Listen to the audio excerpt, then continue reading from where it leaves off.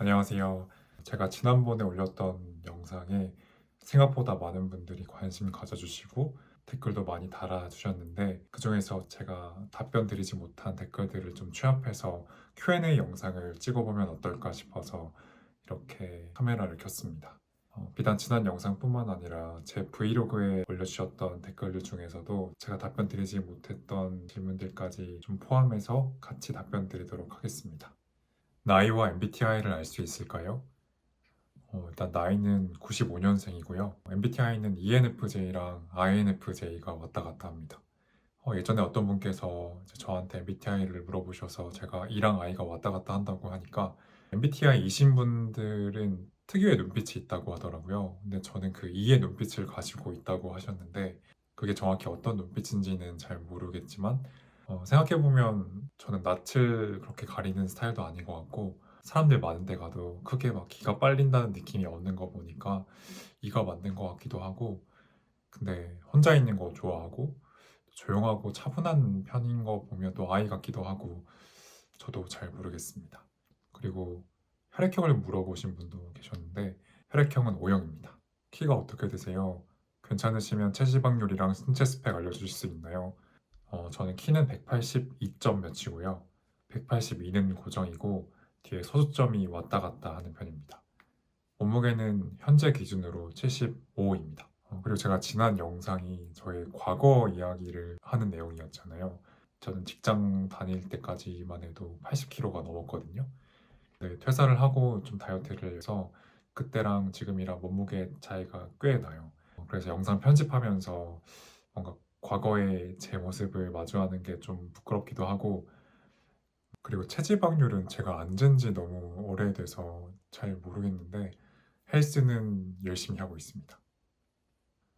언론고시에 대해서 질문을 주신 분도 계셨는데요. 일단 이 질문에서 살짝 수정을 하고 넘어가자면 이제 언론고시는 필기 전형만을 뜻하는 건 아니고 메이저 언론사는 지원자에 비해서 채용 인원이 엄청 적어서 들어가는 게 이제 어렵다는 뜻에서 언론고시라는 별명 아닌 별명이 붙은 거거든요. 필기 시험에 한정된 말은 아니다라는 것을 일단은 먼저 말씀드리고 근데 저는 지난 영상에서도 말씀드렸다시피 이제 기자 지망생은 아니었어서 기자 시험을 따로 준비하진 않았거든요. 근데 이제 언론인을 꿈꾸고 있는 사람이었으니까 제가 군대를 전역을 하고 제 스스로를 돌아봤을 때 언론인이 될 수 있는 지식을 가지고 있나에 대한 의문이 들더라고요. 그래서 전역하자마자 각기 다른 방송국의 경제 시사 프로그램을 하루에 3개씩 들었어요. 그걸 정말 매일 들었거든요. 365일 중에 365일을 들었어요. 전역을 한 시점부터 이제 방송국 채용에 지원한 그 시점까지가 3년 반이 넘는 기간이었는데 그 3년 반 동안 매일 하루에 3개의 시사 경제 라디오를 들으니까 이제 그때쯤 됐을 때는 제 생각했던 것보다 훨씬 많은 지식이 쌓여 있었던 거예요. 그래서 저는 1차 전형부터 5차는 임원 면접이니까 제외하고 4차 다면 심층 면접까지 라디오에서 들었던 내용을 활용하지 않은 전형이 하나도 없었어요. 그만큼 꾸준히 경제 시사 라디오에서 들었던 내용들이 기자 시험을 보는데 많은 도움이 됐던 것 같아요. 비단 이제 언론고시뿐만 아니라 어느 분야를 희망하시는지 그 분야에 관련된 공신력 있는 뭐 팟캐스트나 라디오를 꾸준히 들으시면 아마 면접 보는데 많은 도움이 되실 것 같아요. 이 라디오 공부법이 좋은 점이 두 가지가 있는데 첫째는 굳이 의자에 엉덩이를 붙이고 앉아서 공부할 필요가 없다는 거예요. 저도 유튜브 프리미엄이 백그라운드 재생이 되니까 이제 항상 집안일을 할 때든지 산책을 할 때든지 뭐 대중교통을 탈 때 경제 라디오 프로그램을 늘 틀어놓고 들었거든요. 그래서 그런 자투리 시간도 아주 효율적으로 활용할 수 있다는 점에서 되게 좋고 두 번째는 면접에서 유리해요. 저희가 뭐 책이나 이런 활자로 된 거에서 얻은 지식을 면접에서 활용하려면 그 문어체를 구어체로 바꾸는 과정이 필요하잖아요. 근데 라디오는 진행자나 패널이 어차피 처음부터 구어체로 말해주기 때문에 면접장에서 마치 그 패널이 말한 말을 나의 말인 것처럼 바로 얘기할 수 있다는 점에서 되게 활용도가 좋은 것 같아요. 그리고 제가 영상 촬영할 때는 빼먹은 라디오 공부법의 세 번째 장점이 있거든요. 제가 아까 여러 방송국의 라디오 프로그램을 듣는다고 했잖아요. 그러면 똑같은 사안에 대해서 되게 다양한 의견을 들을 수가 있어요. 이 과정을 계속 반복하다 보면 좀 사고가 확장되고 시야가 넓어진다는 느낌을 받을 수 있거든요. 그래서 어떤 사안에 대해서 좀 다각적인 시각으로 볼 수 있는 훈련을 해놓으면 필기 전형이나 면접 전형에서 활용할 수 있는 소스가 많아진다고 생각을 해요. 그래서 여러모로 라디오 공부법 정말 추천드립니다. 그럼 기존에 진행하고 계셨던 글쓰기 훈련 같은 게 있으셨던 건가요? 저는 따로 글쓰기 훈련을 하지는 않았고 대신에 제가 책 읽는 걸 좋아하거든요. 책을 다 읽으면 저는 무조건 독후감을 써요. 누구한테 보여주려고 쓰는 게 아니라 그냥 저만의 만족을 위해서 공책에다가 독후감을 쓰고, 그리고 영화 보는 것도 엄청 좋아하는데 영화를 다 보고 나면 또 무조건 영화 감상문을 또 써요. 이렇게 글 쓰는 습관을 들여놓은 게 그 필기 시험에 많은 도움이 되지 않았을까 생각이 듭니다. 그리고 그 방송국의 채용 전형이 5차까지 있다는 걸 듣고 놀라신 분들이 계시더라고요. 그래서 제가 4차 면접 때 있었던 일화를 통해서 좀 면접 팁도 드리면 어떨까 싶었어요. 4차 면접이 이틀 동안 4개의 과제를 해야 되는 전형이었어요. 그 중에 하나가 갑자기 주어진 자료들을 분석해서 발표를 하는 그런 전형이 있었는데 제가 완전히 틀린 내용을 발표를 해버린 거예요. 그래서 바로 면접관 분께서 그 내용 틀린 거 아니냐고 역 질문을 하셨는데, 아, 나 이제 여기서 떨어지는구나. 여기까지 온 것도 많이 올라왔다. 겸허하게 받아들이고, 죄송합니다. 제가 잘못 생각했습니다. 이렇게 답변을 드렸거든요. 근데 나중에 최종 합격을 하고 그 면접관으로 들어오셨던 선배랑 대화를 할 일이 있었는데, 제가 깔끔하게 제 잘못을 시인한 게 너무 마음에 들었다고 하시더라고요. 그런 거 보면 물론 내가 뭘 잘하고 난 뛰어난 능력이 있고 이런 걸 어필하는 것도 중요하겠지만, 어쨌든 이 조직에 들어올 사람이니까 이 조직에서 갈등을 일으키지 않고 잘 융화돼서 일을 잘 배워나갈 수 있는 그런 후배를 뽑는 면접이 아닐까 하는 생각이 들더라고요.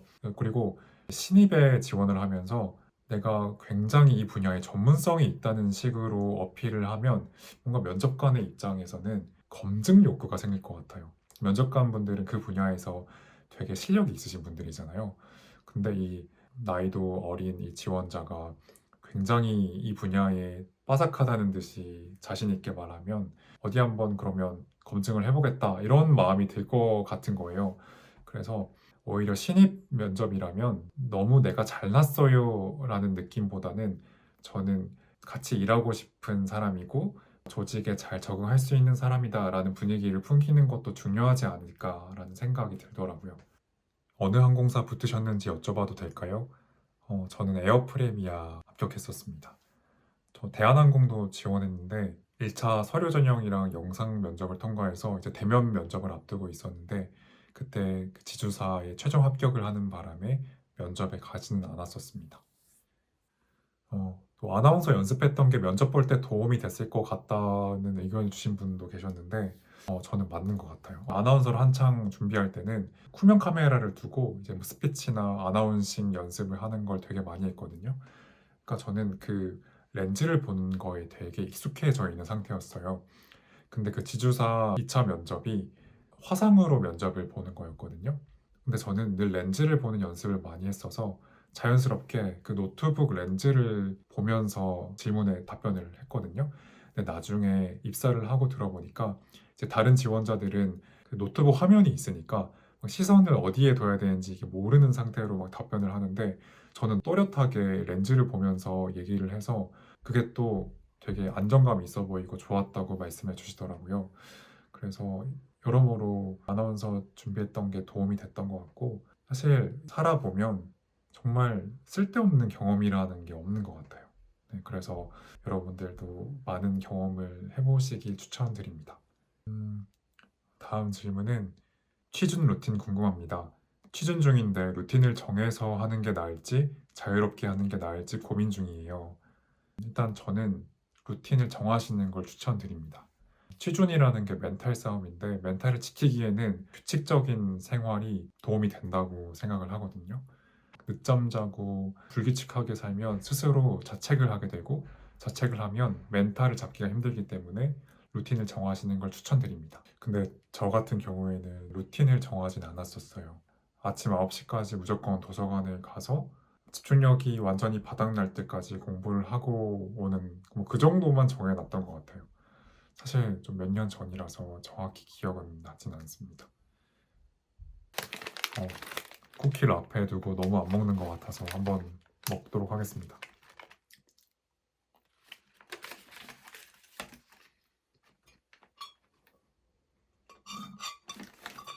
피부가 좋으신데 관리하시는지 일단 피부가 좋다고 해주셔서 감사합니다. 제가 생각했을 때 피부에 가장 중요한 건 잠인 것 같거든요. 저는 회사를 다닐 때도 무조건 7시간 이상 자려고 노력을 했어요. 그래서 만약에 7시에 일어나야 된다고 하면 그 전날 11시 반에는 무조건 침대에 누우려고 노력을 했고 막 유튜브 보고 싶어도 참고 야식을 먹고 싶어도 참고 어떻게든 7시간은 숙면을 취하려고 노력을 했습니다. 그때는 피부를 위해서 잠을 많이 자려고 한 건 아니고 7시간 이상 자야지 업무 효율성이 높더라고요. 잠을 좀 적게 자면 점심 먹고 나서가 되게 고비더라고요. 졸음을 참는 것도 너무 고통스럽고 졸리면 당연히 업무의 효율 떨어지고 그래서 7시간 이상 자려고 했는데 그게 당연히 자연스럽게 피부에도 많은 도움이 됐던 것 같고 그리고 또 중요한 게 선크림이랑 보습인 것 같아요. 저는 선크림을 매일 발라요. 매일 바르고 보습도 빠뜨리지 않고 열심히 하는 편입니다. 다음 질문은 이제 DM으로 온 질문인데 제 남자친구가 성형을 알아보고 있어서 병원 정보 찾는 거 도와주고 있는데 혹시 만약에 눈이나 코 성형하신 거라면 병원 정보를 여쭤볼 수 있을까요? 저는 성형을 하지는 않았고요. 제 코를 보시면 완전히 매끈하지 않고 살짝 굴곡이 있거든요. 그리고 눈도 짝눈입니다. 굳이 돈 주고 이렇게 성형을 하진 않겠죠? 요리를 어디서 배우신 건가요? 제가 어릴 때부터 먹는 걸 되게 좋아했거든요.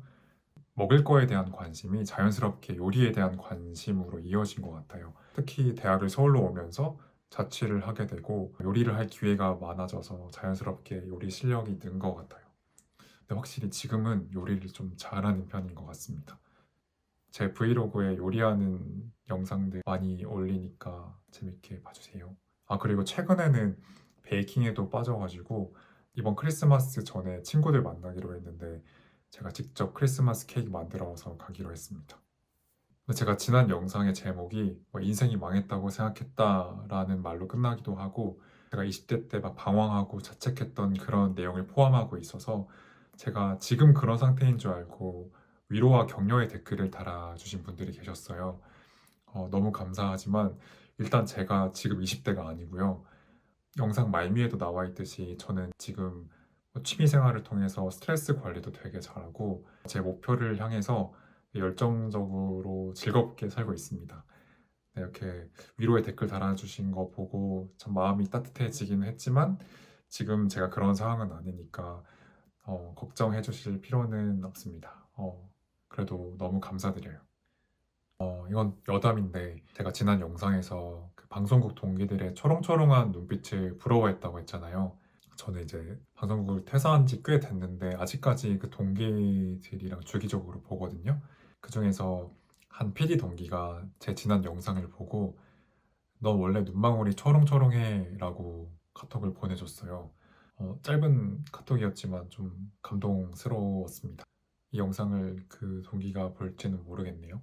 제가 방송국을 반년밖에 다니진 않았는데 1개월 정도를 신입 연수를 모든 직군의 동기들이 같이 봤거든요. 그때 되게 친해졌어요. 30 몇 명이 입사를 했는데 그중에 한 10명은 아직까지 연락을 하는 것 같고 네, 지금 여기 제 소파에 있는 이 바디 필로우도 한 PD 형이 선물해 준 겁니다. 너무 쭈글쭈글해졌네요. 오늘 Q&A는 여기까지인데요. 제가 Q&A 영상을 찍을 거니까 질문해 주세요 이런 요청을 드리지 않고 그냥 댓글에 주셨던 질문들만 취합해서 Q&A를 찍은 거라 질문의 종류가 한정적이었던 것 같아요. 그래서 혹시라도 저한테 더 궁금한 거 있으시면 댓글 남겨주세요. 제가 또 그 질문에 대해서 대답하는 시간을 가져보도록 하겠습니다. Q&A를 처음 해봤는데 이렇게 하는 게 맞는지는 잘 모르겠지만 잔잔한 Q&A 영상 봐주셔서 정말 감사드리고 다음에는 더 재밌는 영상으로 돌아오도록 하겠습니다. 감사합니다.